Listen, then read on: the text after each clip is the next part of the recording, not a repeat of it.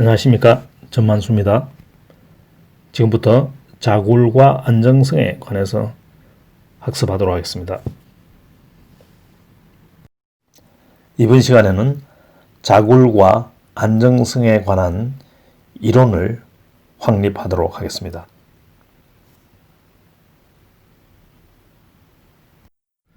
자굴과 안정성에 관해서 살펴보도록 하겠습니다. 우리가 기계 시스템이나 기계 부품을 설계 또는 개발을 할 때 다양한 그 요소들을 고려해야 됩니다. 가령 휴대폰 같은 경우는 우리가 무게를 중시하잖아요. 크기도 또 중요하고, 그 다음에 이게 또 제품으로서 가격 경쟁력을 갖는 것도 중요하죠. 그런 점들도 따져봐야 되고, 그 다음에 이제 좀 세부적으로요, 기계 이제 공학적인 그런 관점에서 응력이 어떻다. 그러니까 시스템이나 또 부품에 작용하는 그 응력이 크면 소승 변형을 일으키거나 아니면 수명이 좀 짧거나 이런 여러 가지 문제가 있겠죠. 그래서 응력을 살펴봐야 되고, 또 어떤 경우는 변이를 따져봐야 됩니다. 가령 다리 같은 경우, 근데 응력은 그렇게 크지 않죠. 근데 hen수교처럼 긴 다리 같은 경우는 그 변이가 크면은 흔들흔들 거려서 차가 다니는데 좀 문제가 있죠. 그래서 변이를 또 어떤 데는 규제를 해야 되고, 또 어떤 경우는 약간 좀 변이가 좀 있어가지고 충격을 또 흡수하는 그런 또 목적으로 구조를 쓰게 할 수도 있겠습니다만, 그리고 이제 우리가 조금 특이한 문제들이 있는데, 그것을 우리가 bifurcation problem이다. bifurcation problem이다. 우리 말로는 분지 문제다 이러는데, 그 답이 말이죠, 하나가 아니고 그 여러 개 있는 그런 이제 문제가 있습니다. 이 같은 경우는 되게 이제 우리가 안정성 또는 불안정성 이런 것으로 이제 설명이 되는데, 이 그림에서 보는 바와 같지요. 우리가 어떤 구가 운동을 한다고 합시다. 근데 이런 오목한 데서 운동하게 되면은 구가 도망을 안 가죠. 이건 스테이블하다. 우리가 스테빌리티를 이야기할 때 이런 그 그림으로 설명하죠. 그 다음에 구가 말이죠, 이 볼록한 데 위치해 있으면은 조그만 외란에도 이 구가 굴러서 떨어질 거잖아요. 그죠? 그건 이건 우리 unstable하다. 그렇게 이야기를 하고요. 그 다음에 편편한 경우는 이게 안전하다고 이야기하기도 그렇고 불안정하다고 이야기할 수가 없죠. 이거는 중립 상태로 이렇게 이제 분류를 해서 이야기를 합니다. 이러한 이제 문제에 속하는 대표적인 것이 자굴, 버클링, 그 다음에 공진, 레조넌스, 이거 우리 진동에 나타나죠. 레조넌스. 그 다음에 네킹. 네킹은 이제 인장시험에서 나타나는데, 사실 우리가 인장시험을 할 때 그 네킹이 어디서 일어날지는 몰라요. 답이 이제 무수히 많은 거죠. 우리가 bifurcation이라는 것은 가다가 이제 이렇게 길이 갈라지는 거예요. 답이 이제 두 가지 있는 거죠. 그래서 답이 두 가지 있다는 것은 우리가 공학 해석 문제에서 대부분 입증이 가능한 답의 그 유일성, 즉 그 uniqueness라고 그러죠. 해의 uniqueness가 그 입증되지 않는 그런 이제 문제에 속합니다. 그렇기 때문에 이제 우리가 스테이블 하려고 그러면 답이 유일해야 되는데, 답이 여러 개 있으니까 그 리스폰스가 있잖아요. 어떻게 될지 모르니까 그 우리가 예측이 불가능한 거죠. 그래서 그런 문제들이 이제 결국 수학적으로 인스테빌리티의 문제를 이제 표현하는 것이다. 이렇게 보시면 되고, 그다음 우리가 이제 이 장에서는 그 안정성과 관련된 대표적인 문제인 자굴 문제에 관해서 중점적으로 하게 될 텐데, 그에 대한 사례들을 조금 소개를 하도록 하겠습니다. 이것은 이제 이 그림에서 보는 바와 같지요. 이건 강체입니다. 강체인데 양 끝이 핀 커넥티드 되어 있고, 그 중간에 스프링으로 연결되어 있습니다. 그래서 이거 이제 힘을 말이죠. 피를 가게 되면은 어느 정도 힘까지는 이게 잘 견뎌요. 그런데 어떤 특정한 힘에 도달하면은 갑자기 무너져요, 이게. 오른쪽 그림에서 보는 바와 같이, 그죠? 이게 일단 그 언밸런스가 생기면은 이제 모멘트가 커지잖아요.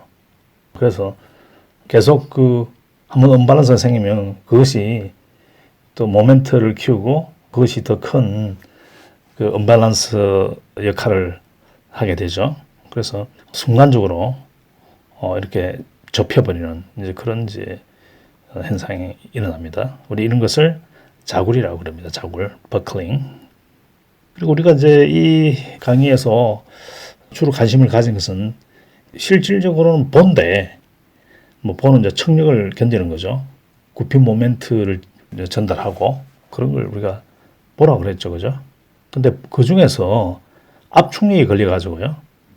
이 압축력이 이 밴딩 모멘트를 크게 이제 야기시키는 그런 이제 문제에 대해서 우리 공부를 하도록 할 것입니다. 그리고 이제 뭐 자굴 현상은 뭐 기둥의 휘어짐이나 또는 그 그 앞에서 보 공부했죠, 그죠? 보는 플랜지하고 웹으로 되어 있잖아요. 그 웹 부위가 찌그러질 수가 있습니다. 그 보를 설계할 때 플랜지 간의 거리를 띄우면은 작은 그 무게로 큰 하중을 지탱은 가능한데 문제는 웹부가 이제 찌그러지는 그런 문제가 생깁니다.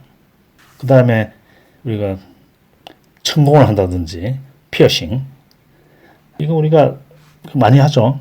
조그마한 구멍을 뚫는다든지, 물론 큰 것도 마찬가지인데 특히 작은 구멍을 뚫을 때 두께는 또 이렇게 너무 아주 작을 수는 없거든요. 그래서 예를 들면 뭐 한 1mm 판지에다가 0.5mm 정도의 구멍을 뚫는다든지, 그러면은 그 펀치가 휘어져 가지고요. 이 생산성에서 큰 좀 버클링 때문에 많은 이제 어려움을 겪게 되죠. 그래서 이 실제 제조 현장에서 이 자굴은 매우 이제 중요합니다. 그리고 이제 볼록 원판에서 소리 나는 현상. 우리가 이제 캔 통이잖아요, 캔. 그 위에 뚜껑을 이렇게 누르면은 어느 정도 누르면 갑자기 뭐라 그럴까, 이 곡률이 갑자기 바뀌면서 있잖아요. 소리가 나죠, 그죠? 또 반대에서 또 누르면 또 힘을 좀 가하면 갑자기 또 저쪽으로 가게 되고, 이런 것들도 이제 자굴 현상의 한 예로 볼 수 있겠습니다. 그리고 그 캔 통을 갖다가 이렇게 밟아버리면 그 찌그러들죠. 실제 그 캔에 부과된 응력은 그렇게 크지 않습니다. 그럼에도 불구하고 캔이 막 찌그러져 버리죠.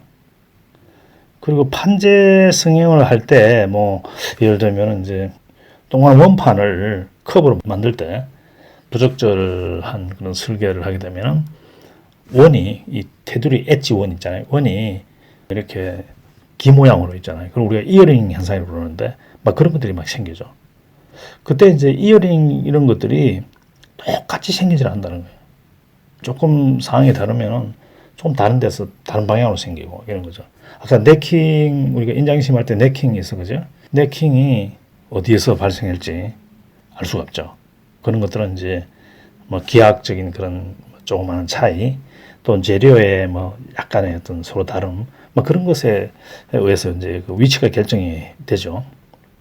그리고 자굴 현상은 이제 점점 갈수록 중요해지죠.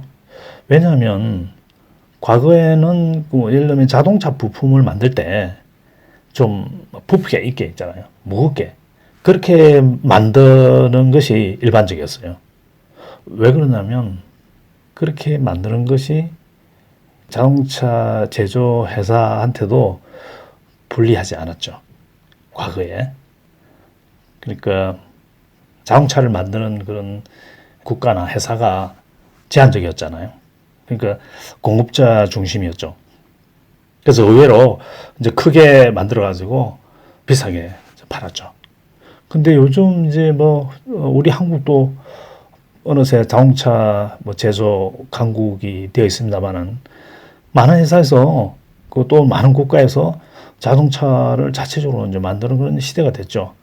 그래서 이런 경쟁이 그렇게 격화됐고, 그리고 또 환경 문제 때문에 자동차 무게를 줄여야 됩니다. 특히 또 전기차라든지, 전기차는 배터리가 엄청나게 무겁잖아요. 그래서 다른 부품들을 무게를 줄여야 돼요. 왜 그러냐면 이제 자동차의 그 중량을 한 100kg 정도 줄이면요, 우리가 한 얼마 정도, 약 한 1kg 정도의 그 마일리지 증가가 발생합니다. 그러니까 여러분들이 차에 말이야 친구 2명을 매일 이제 싣고 다니면은 거의 연료비가 한 10% 정도 더 들어간다 보면 됩니다. 그래서 이런 환경 문제, 또 그리고 자동차 가격 이런 것 때문에, 그리고 또 많은 그 재료를 쓴다는 것은 특히 스틸은 말이죠, 그 열입니다. 열등거립니다. 그거를 한번 생각해 보세요. 원광석을 그 녹이잖아요. 그리고 또 중간에 제조한 과정에서도 1200도 정도 가열을 했다가 또 열칠이 한다고 또 가했다가 한 열등거려요. 그것을 우리가 많이 소비한다는 것은 에너지를 많이 이제 소비하는 것과 같은 이야기죠. 우리나라에서 그 에너지를 가장 많이 소비하는 그런 그 회사가 어디입니까? 포스코죠, 포스코. 내가 이야기한 듣기로 전국의 그 산업용 전력의 한 7, 8% 정도 쓴다든가. 자체적으로 발전소도 가지고 있죠, 물론. 그래서 이제 계속 부품들은 슬림화 돼갈 수밖에 없습니다. 그러면 이제 이런 자굴에 노출되게 된다는 것입니다.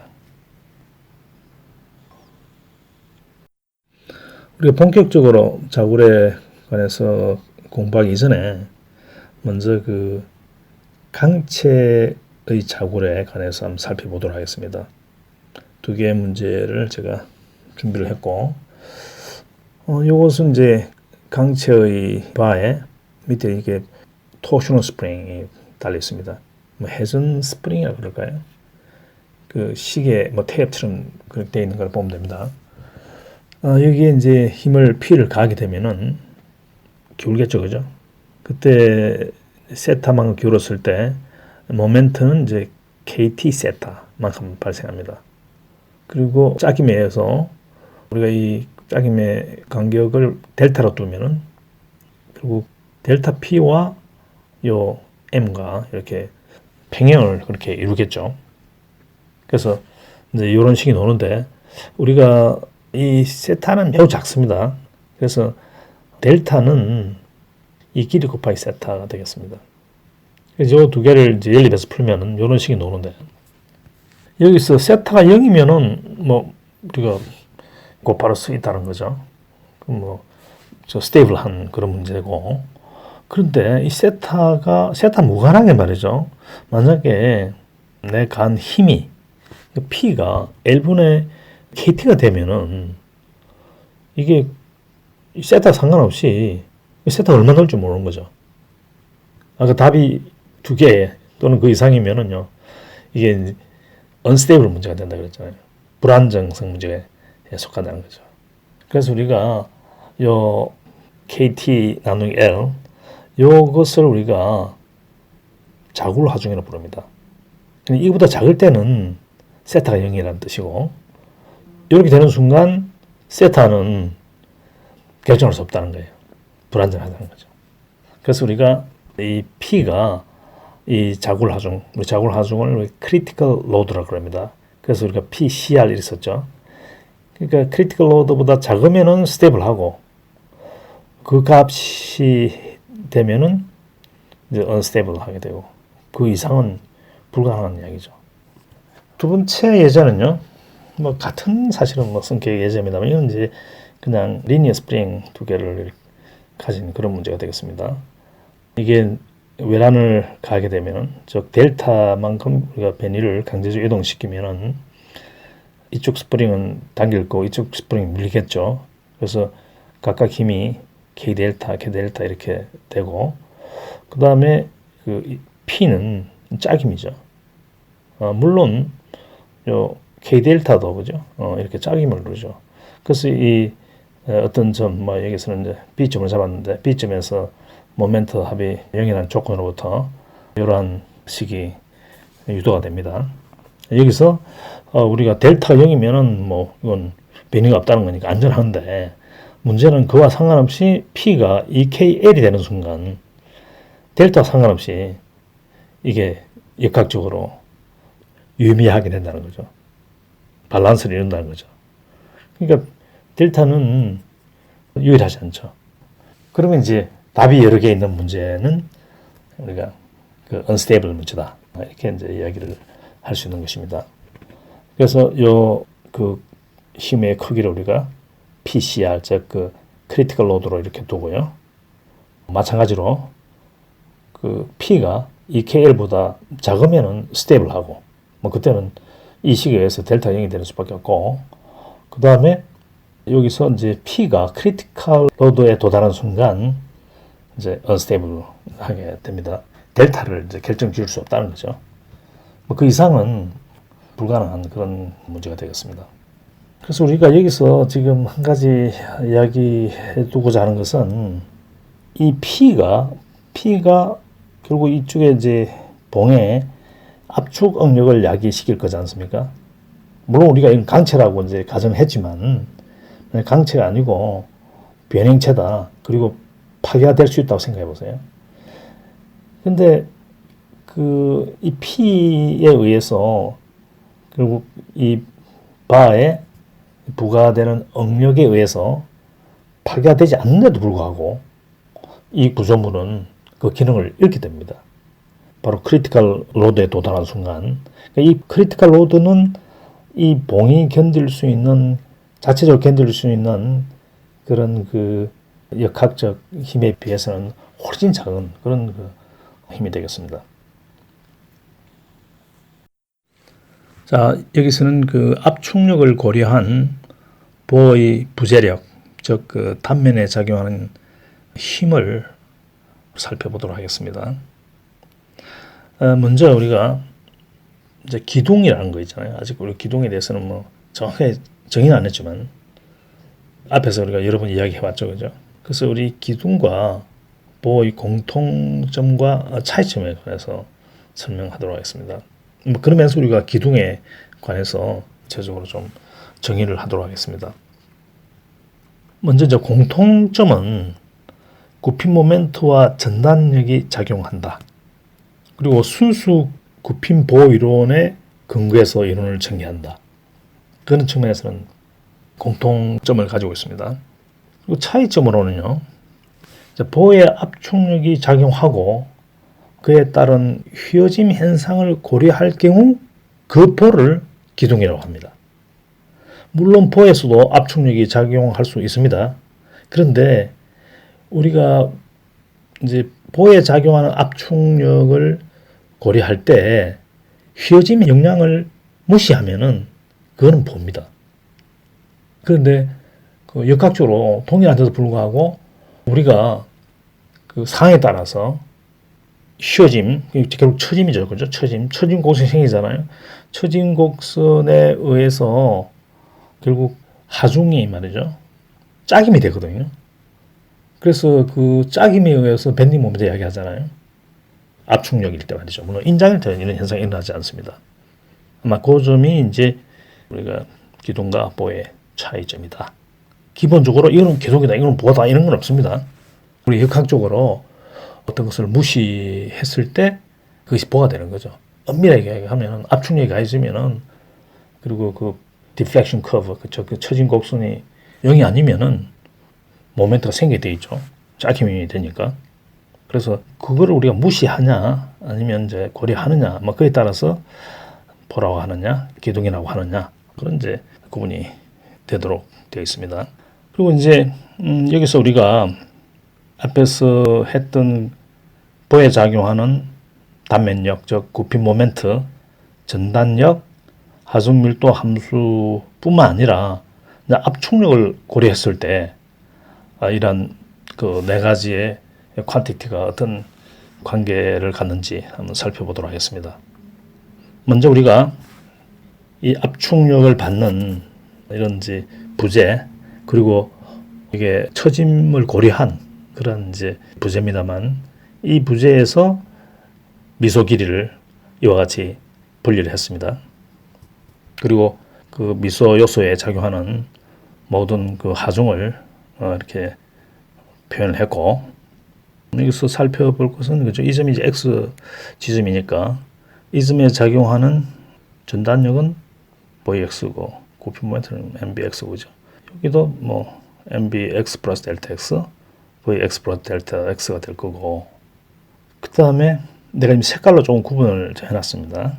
그리고 압축력은 도심에 이렇게 작용한다고 이렇게 간주를 했고, 그리고 중심에 이렇게 작용한 것으로 이제 그려놨죠. 그리고 그 뉴트럴 액시스, 도심의 그 변화량, y축으로의 변화량을 우리가 처짐량 또는 처짐 곡선이라 했죠, 그죠? 그래서 Vx로 이렇게 표시를 했지 않습니까? 그럼 여기서 우리가 Vx가 되고 여기서는 Vx 플러스 델타 X가 되겠죠. 그래서 그 차이만큼이 결국은 P에 의한 짝임에 영향을 미치게 되는 것입니다. 짝임에서는 우리 힘 곱하기 그 힘 간의 그 간격이 있지 않습니까? 그리고 간격이 결국은 이 점과 이 점에서의 처짐량의 차이가 되겠습니다. 그래서 우리가 시그마 FY 그 제로를 하면은 어차피 P는 뭐 그런 영향을 못 줍니다.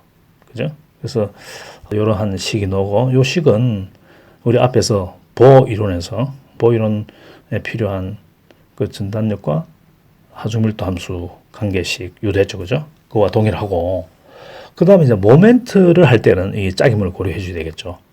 그래서 이제 쭉 뭐 여러분 읽어보는데 문제는 없을 거고, 이제 요 항이 그죠, 새롭죠.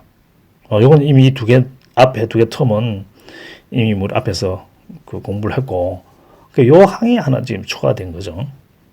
그리고 우리가 한번 이 식을 미분해버리면 dv dx가 이게 있죠, 그죠? 그리고 dv dx를 이것으로 대체를 해버립니다. 마이너스 qx로 대체를 해버리면 그리고 이와 같은 모멘트와 그 압축력, 그 다음에 하중 밀도 함수 간의 관계가 구해지는 것입니다. 그러니까 이런 지금 그 관계식을 여러분들이 이제 보와 연계해서 잘 이해를 하고 있어야 됩니다. 우리가 보를 갖다가 우리가 4차 미분 방식으로 수식화하기도 했잖아요, 그죠?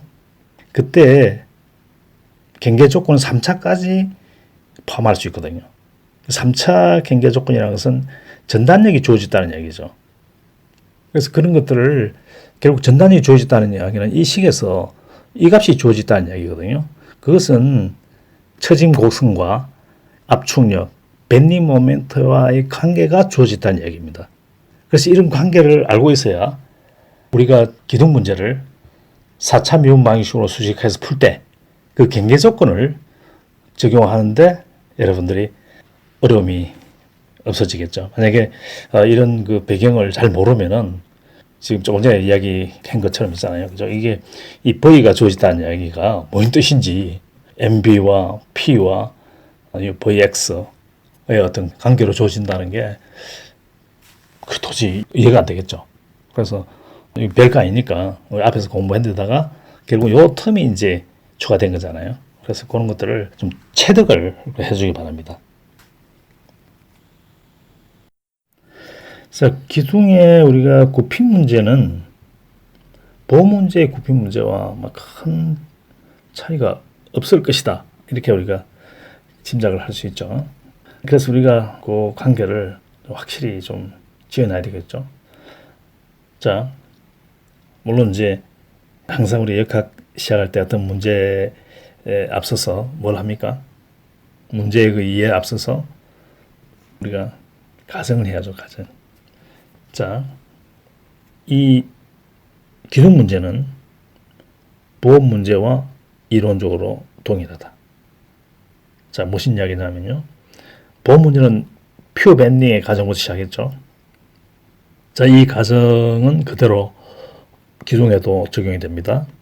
그 다음에 퓨어 밴딩 하에서는 보가 원으로 그죠? 그렇게 변형이 됐잖아요.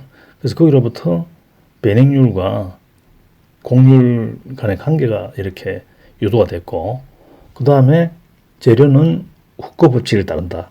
저 후커 법칙에 의해서 우리가 영스 모듈스를 이게 곱해줌으로써 응력이 결정이 되고, 그 다음에 힘의 밸런스 또 모멘트 밸런스로부터 이 곡률과 밴딩 모멘트 간의 이런 관계, 이렇게 이제 다 구해졌죠. 그리고 기하학적으로 곡률은 처진 곡선을 두 번 미분한 것과 같다. 그래서 결국은 이제 EI V W 프라임 X MBX가 구해졌는데, 자, 이 미분 방정식은 보뿐만 아니라 기둥에도 적용이 된다. 자, 이게 이제 엄청난 큰 가정이죠. 자, 이 미분 방정식으로부터 바로 우리가 기둥 문제, 즉 자굴 문제를 풀 수도 있습니다. 그걸 우리가 방법 1로 이렇게 제가 이름을 붙였고, 그 다음에 우리 앞에서 이 식이 유도되어 있지 않습니까? 여기다 이걸 대입을 합니다. 그럼 이제 4차 미분 방식이 되는 거죠. V에 대한 4차 미분 방식이 되고, 대개의 경우 우리가 이 기둥에서는 QX, 즉 청력은 무시합니다. Q를 0으로 가정을 하고, 그 다음에 EI, P를 상수로 봅니다. 그러니까 기둥이 스트레이트 기둥이 되겠죠. 이렇게 뭐 좀 멋있게 하기 위해서 배가 볼록하고 이러지는 않고 스트레이트다. 단면이 균일하다. 그러면 EI, P 이것들을 우리가 다 상수로 표시할 수 있죠. 근데 이제 자굴에서는 P 나누기 EI 이게 막 중요합니다. 그래서 이걸 우리가 베타 제곱으로 이렇게 정의를 하면은 이와 같은 이제 4차 미분 방식이 만들어지는데, 여기서 이것의 답은 이렇게 됩니다. Vx equal C1 플러스 C2x 플러스 C3 sin 베타 x 플러스 C4 코사인 베타 x. 자, 이렇게 됩니다. 자, 이것은 단면이 균일한 보호 행태에다가 압축력이 축방향으로 가해졌을 때 발생하는 자굴 문제의 답입니다. 그러니까 기본적으로 동일한 그런 크로스 섹션을 가지고 있고 이제 경계 조건이 다른 그런 문제라면은, 근데 우리가 할 것은 C1, C2, C3, C4를 이제 결정하는 그런 이제 문제가 되겠습니다. 이걸 뭐 다르게 또 수식을 해가지고 다른 미분 방식을 만들어서 다른 형태의 어떤 답을 구하는 뭐 그런 거는 없습니다. 그래서 방법 1은 이미 우리가 알고 있는 보의 처짐을 위한 미분 방식을 그대로 그냥 씁니다. 단지 이제 MBX를 어떻게 구할 거냐. 자, 그거는 우리가 이제 규칙은 없습니다. 예제를 제가 2개를 준비했고, 그걸 통해서 이제 공부를 할 것이고, 그리고 우리가 손으로 풀 수 있는 이런 그 자굴 문제가 많지는 않습니다, 사실은. 그래서 2개 문제만으로도 아마 충분할 거라 보고 있고, 그 다음에 방법 2는 이 미분 방식을 풀면서 결국 이제 이런 답을 얻게 되는데, 여기서 C1, C2, C3, C4를 경계 조건을 잘 파악해서 구하면 되는 그런 이제 문제라고 우리가 보면 되겠습니다.